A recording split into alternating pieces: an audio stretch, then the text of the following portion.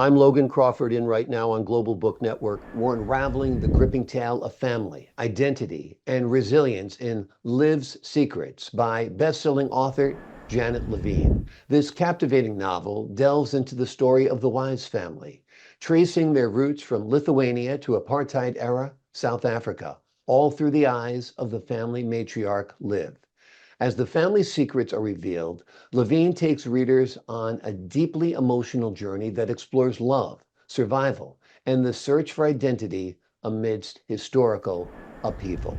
We're delighted to have this very talented author join us once again here today on GBN. We thank the team at Atticus Publishing for helping us put him in the GBN today. We ask viewers like you to support authors like her by subscribing to our channel and by purchasing her amazing book. The links are below this interview. Janet, thank you so much for being our guest here today on GBN. Thank you for inviting me. It's my pleasure. Tell us a little bit about your inspiration to write Liv's Secrets and explore the Weisz family. Well, I was born in Johannesburg, South Africa, and grew up under the apartheid regime, and was not really aware of what racism and segregation meant until I got to be a teenager and joined the only anti-apartheid activist group. And it was then that I really started to question what was going on. And my maternal grandfather was very, very good at sort of steering me along. He would quote from the Bible, and he would say how the brotherhood of man is so important and that we're destroying South Africa's future by not educating young Black South Africans in South Africa at that time. And I'm talking now about in the late 60s, early 70s was called Grand Apartheid. Just stop me if I'm going into too much detail. Oh, no, not at all. So, so that was... it was then that my awakening, I guess, began, and I became a human rights activist and have remained my entire life. So I grew up amid about a 50, 60 person Jewish family, very close, all the cousins and aunts and uncles and all the meals around the holidays. The Jewish holidays, and I began to ask my older relatives where they came from and who were we and why did we come to South Africa, and that basically became the basis of the story, Liv's Secrets. I really wanted to get across how this tiny minority of Jewish South Africans, at its peak, there were like 180,000 Jewish people in South Africa out of a white population of about 5 million. Mm. So I got the story of that first generation, and I thought, well, that has to be told someday. There's so many immigration stories, especially from Eastern Europe, but none that were fictionalized in South Africa. So I proceeded. It took me over 10 years to write this. And I think the big push came when in the 3 years of COVID, when I had to be home, I had to work, there was nothing else to do. So that's how it came about. Tell us a little bit more about Liv, the matriarch of the story, and what makes her such a compelling character. Well, she's compelling because she comes from a wealthy Jewish family. She grows up with everything that she wants or needs, and she also befriends at university some people who are involved in the resistance movement. Despite all the draconian laws and rules in South Africa, there was a resistance movement, and a few white people were involved, and she got involved with one of them. And he invited her to various rallies and meetings where they would have police helicopters circling around and people being arrested there. I'm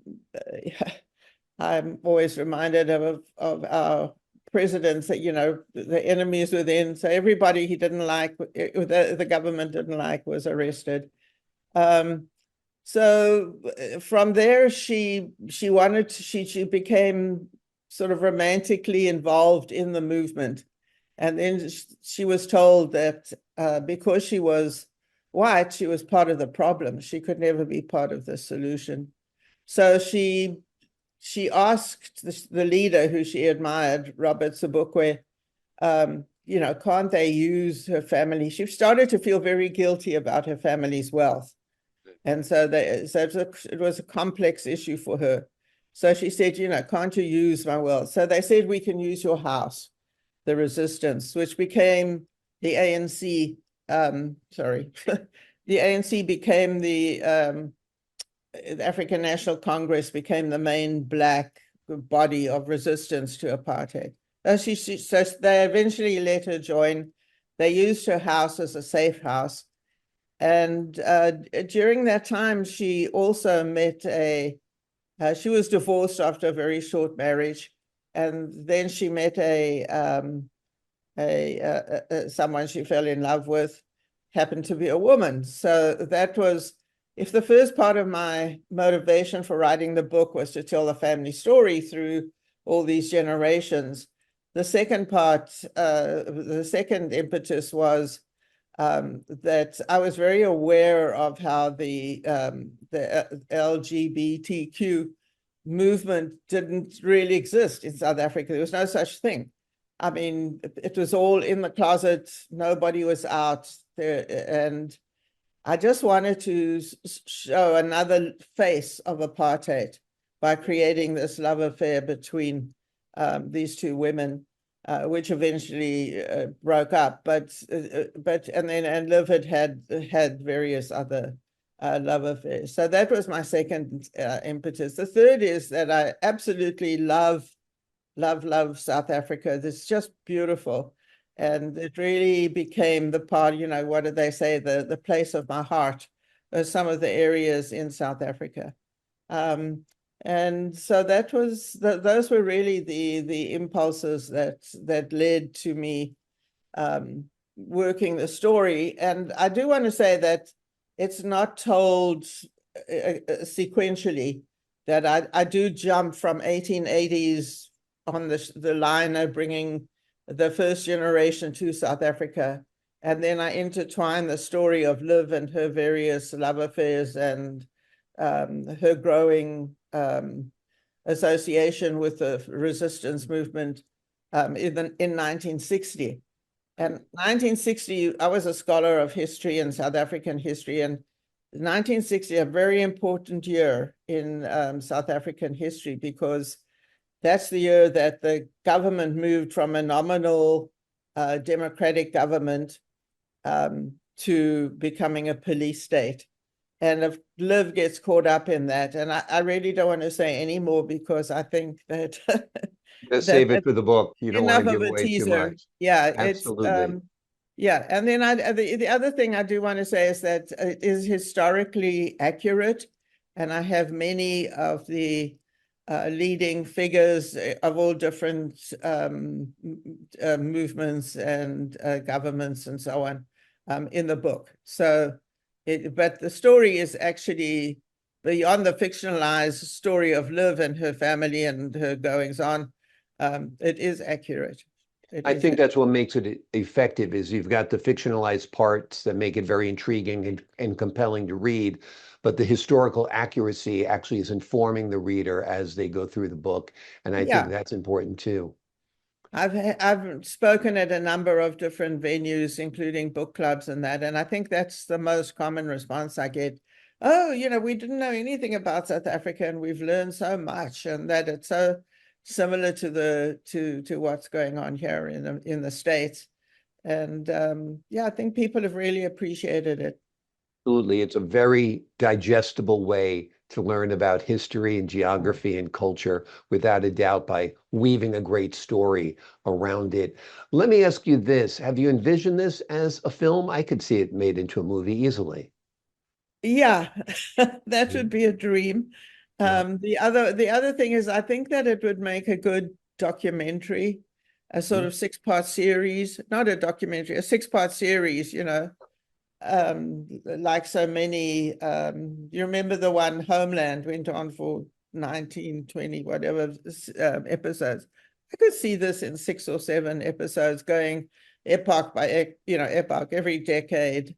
What's going on. Anyway, yeah, that would be, I think it would make a wonderful, there's love and passion and, betrayal and everything. Political upheaval and, and then against the racial background. tension. Yes, And yeah. Yeah, There's a ton there to unpack, and I think you've done it very, very well with Live Secrets is the name of the book. It's written by best-selling author Janet Levine. It is a captivating novel that delves into the story of the Weisz family, tracing their roots from Lithuania to apartheid-era South Africa, all through the eyes of the family matriarch, Liv.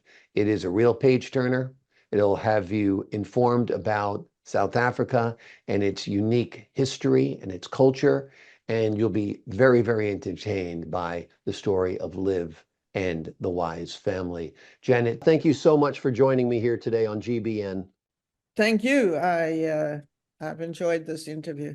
I enjoyed speaking with you as well. And to the folks at home, I'm Logan Crawford, thanking you for your time this time. Until next time.